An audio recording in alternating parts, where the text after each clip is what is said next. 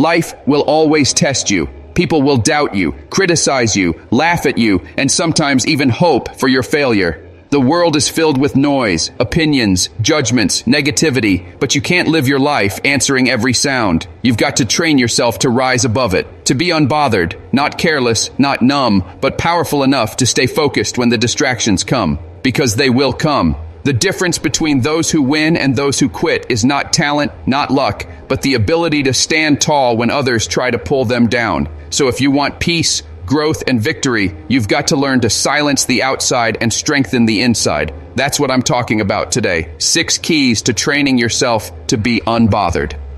The first step to training yourself to be unbothered is understanding that not every battle deserves your energy. Too many people waste their strength fighting shadows, answering critics, and trying to explain themselves to those who have already made up their minds. When you chase validation from the wrong places, you drain the very power you need to keep moving forward. Imagine a lion in the jungle. It doesn't stop every time a small animal barks at it. It doesn't turn its head for every noise in the grass. It knows its purpose, it knows its strength, and it walks forward without asking permission. That's the mentality you need to build. People will misunderstand you. Some will even misrepresent you. They will twist your words, question your intentions, and create stories that don't reflect who you are.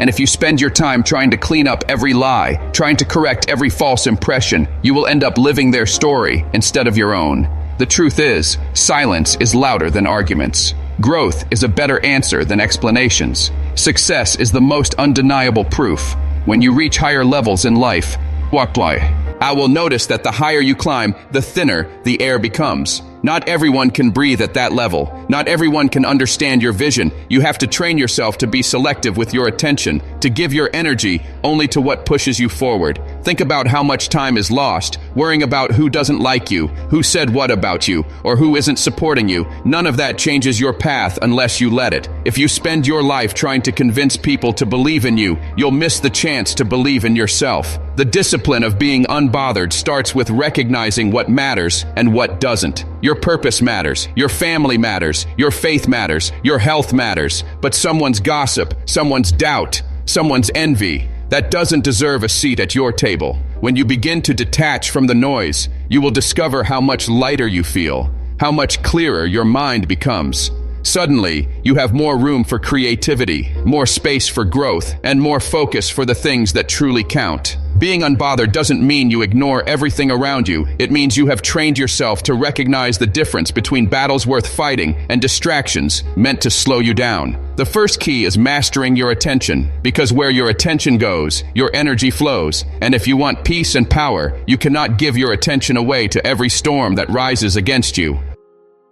The second key to training yourself to be unbothered is mastering your emotional control. The truth is, life is full of triggers. Somebody will cut you off in traffic, someone at work will try to push your buttons, a family member might say something careless, or a stranger online might throw hate your way. If you react to every spark with fire, you'll be burning all day long. Emotional control isn't about suppressing your feelings. It's about directing them. It's about deciding what deserves a response and what doesn't.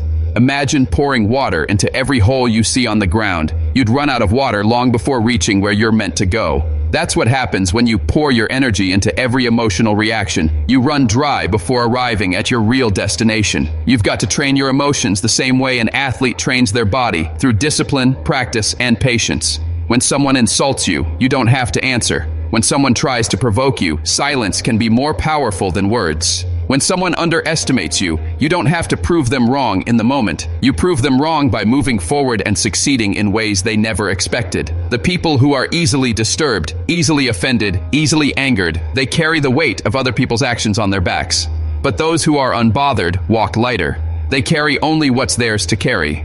And when you begin to master your emotions, you start noticing that most conflicts are not about you at all. The angry cashier wasn't angry at you. The rude driver wasn't really targeting you. The person gossiping behind your back is often battling their own insecurities. When you see that, you stop reacting, you stop personalizing, you stop giving away your peace. Emotional strength is not natural for most people, it has to be trained. You train it by pausing before you respond. By breathing when you feel pressure rising, by asking yourself whether this situation will even matter a month from now, a year from now, or at the end of your life. Most of the time, the answer is no. When you live with that perspective, you stop letting small moments steal big parts of your energy. Think about it. How many times have you looked back and laughed at something that once had you upset? That shows you the emotion was temporary. It was never worth the time it took from you. Being unbothered doesn't mean you don't feel. It means you've learned to feel without being ruled by those feelings. And that kind of emotional mastery makes you dangerous in the best way possible, because a person who cannot be shaken by insults, by envy, by pressure, is a person who cannot be stopped. The third key to training yourself to be unbothered is building unshakable confidence in who you are and what you stand for. Most people are easily disturbed because they don't really know themselves, so when someone else defines them, they believe it. If somebody calls you lazy, you begin to question your work ethic. If somebody calls you unworthy, you start doubting your value. If someone says you don't belong, you shrink instead of standing tall. This happens because the foundation inside you is weak, and when the foundation is weak, even a small push can shake the entire building. But when you truly know yourself, when you've spent time understanding your strengths, your weaknesses, your purpose, and your path, no outside voice can drown out your inner voice. Confidence isn't about pretending to be perfect. It's about accepting your imperfections and still walking boldly. It's about recognizing that you are a work in progress, but also a masterpiece at the same time. The world respects a person who moves with conviction. People may disagree with you, but they can't deny your key. Certainty. And here's the truth. The world is always trying to hand you an identity. Media will tell you what success looks like. Strangers will tell you what you're worth. Society will tell you what role you should play. But the moment you define yourself, the moment you decide who you are, all of that loses its power. You have to learn to affirm yourself daily, to remind yourself of your value, even when no one else sees it. If you wait for others to validate you, you'll always be at their mercy. But if you validate yourself, if you carry self-belief like armor, then no insult, no rejection, no doubt can pierce through. Confidence grows with action, not with talk. Every time you step forward in courage, every time you push through fear, every time you honor your word to yourself, you add another brick to that foundation. Over time, you become a fortress.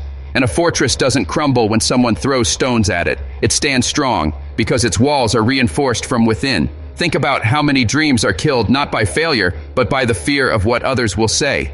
People hold back not because they can't do it, but because they're afraid of looking foolish, of being judged, of being rejected. But judgment is temporary, while regret lasts forever. When you believe in yourself, you silence the noise of judgment before it even begins. You know who you are, you know where you're going, and you don't need the crowd to clap for you at every step. Building unshakable confidence means you stop chasing acceptance and start carrying authority. And when you walk with that kind of authority, the world notices. They may not always like it, but they cannot ignore it. The fourth key to training yourself to be unbothered is choosing your environment carefully. No matter how strong you think you are, the people and places around you shape your mindset. If you surround yourself with negativity, you will absorb negativity. If you surround yourself with gossip, drama, and constant complaining, you'll find your spirit weighed down, even if you didn't join in. Energy is contagious. Spend enough time with bitter people and you'll feel bitter. Spend enough time with fearful people and you'll start doubting your own courage. But when you place yourself in environments where people speak life, where they chase growth, where they refuse to settle, you naturally begin to rise higher. Being unbothered is not just about your personal strength, it's also about your personal surroundings. You can't expect to stay calm in chaos if all you do is live in chaos. Sometimes the reason you feel drained, distracted, or discouraged isn't because of you. It's because of the atmosphere you keep walking into. That's why you have to be intentional about your space, both physical and emotional. Your home should be a place that restores you, not one that exhausts you. Your circle should be one that builds you, not one that breaks you. People underestimate how much power their environment has over their peace, but think about it. A seed will only grow if it's in the right soil. The same seed in dry, toxic soil will struggle no matter how much potential it carries. You are the same way. Potential is inside you, but if the environment is wrong, your growth will be stunted. That means sometimes you'll need to distance yourself from people who drain you, even if they're familiar. Sometimes you'll need to say no to invitations that pull you away from your focus. Sometimes you'll need to sit in silence rather than in the noise of people who don't see life the way you do. It's not about thinking you're better than anyone. It's about protecting the ground you're growing in. When you respect your environment, you respect your future. And this doesn't just apply to people. The content you consume is part of your environment. The books you read, the shows you watch, the music you play, the voices you let into your mind, they all either strengthen your spirit or weaken it. If you want to be unbothered, feed yourself with strength, not poison. Surround your ears with encouragement, your eyes with vision, and your heart with faith. Little by little, your atmosphere begins to align with the person you're becoming, not the person you're leaving behind. And when your environment supports your peace, it becomes easier to walk through life without being pulled down by distractions that don't belong to you. The fifth key to training yourself to be unbothered is learning the power of patience. Most people lose their calm, not because life is against them, but because they expect everything to happen on their timeline. They want instant respect, instant success, instant change, and when it doesn't come, they grow restless, frustrated, and reactive. But the truth is, great things take time, and if you don't learn how to wait, you'll always be disturbed by the delays. Patience is not weakness, it's strength under control. It's trusting that the seed you planted will grow even if you don't see it breaking the ground today. When you're unbothered, you don't rush to prove yourself. You don't panic when others are ahead. You don't collapse when doors don't open immediately. Instead, you understand that timing is a weapon, and the one who knows how to wait can outlast the one who only knows how to sprint. Think about the strongest trees you've ever seen. Tall, unmovable, standing through storms and seasons. They didn't grow overnight. Their roots went deep in silence. Their growth was hidden long before anyone admired their strength. That's how you need to see your own process. Every delay is not denial. Every closed door is not rejection. Every slow season is not wasted time. It's training, it's building, it's preparing. When you have patience, you stop being shaken by the rush of others. You stop comparing your chapter 1 to someone else's chapter 20. You stop letting the pressure of the world tell you when your moment should arrive. Patience teaches you to be unbothered by setbacks because you know they are setups. It teaches you to be unbothered by silence because you know growth happens in hidden spaces. It teaches you to be unbothered by doubters because you know they only see today while your vision is for tomorrow. The impatient man is easy to control. All you have to do is delay him and he crumbles. But the patient man is unstoppable because no delay can break his faith.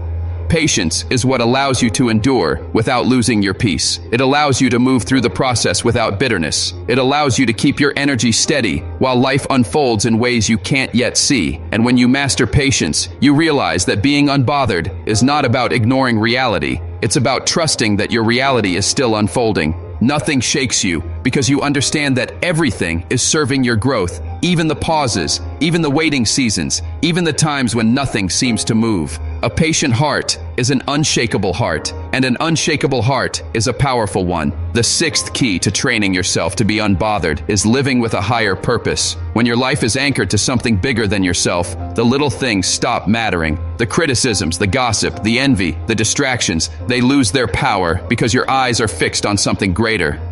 People who lack purpose are always shaken by opinions because they don't know what they're living for, so they drift from approval to approval, carried by the winds of other people's words. But when you wake up every day with a mission in your heart, when you know exactly why you're walking the path you're walking, no noise can pull you off track. Think of an airplane soaring high above the clouds. From the ground, storms may look dangerous, lightning may flash, thunder may roar, but at that altitude, the plane keeps moving undisturbed. That's what purpose does. It lifts you above the storm. It gives you a reason to rise, a reason to keep going, a reason to endure. Purpose is what makes sacrifice worth it. Purpose is what makes patience bearable. Purpose is what makes silence powerful. And the beauty of purpose is that it doesn't have to be something grand in the eyes of the world. It just has to be clear in your own. Raising a family with love is purpose. Building a business that serves people is purpose. Creating art that inspires souls is purpose. Serving your community is purpose. Whatever it may be, when you lock into it, you stop wasting time on distractions that don't feed it. You don't chase every opinion because you're too busy chasing impact. You don't defend yourself against every critic because you know your work will speak for itself. Purpose makes you unbothered because it gives you direction, and direction is stronger than distraction. Without it, life feels heavy and confusing. But with it, life feels focused and unstoppable. Purpose is the compass that reminds you where you're going, even when the road gets dark. And when you have that compass, you don't stumble every time someone tries to pull you sideways. You just keep walking. Purpose will silence doubts that used to shout in your mind. Purpose will steady your heart when fear rises. Purpose will keep you calm when others panic. It will remind you that your life is not about pleasing everyone, it's about fulfilling what you were placed here to do. And when you live like that, truly anchored in purpose, you reach a point where nothing can shake you, because everything around you becomes small compared to the vision burning inside you.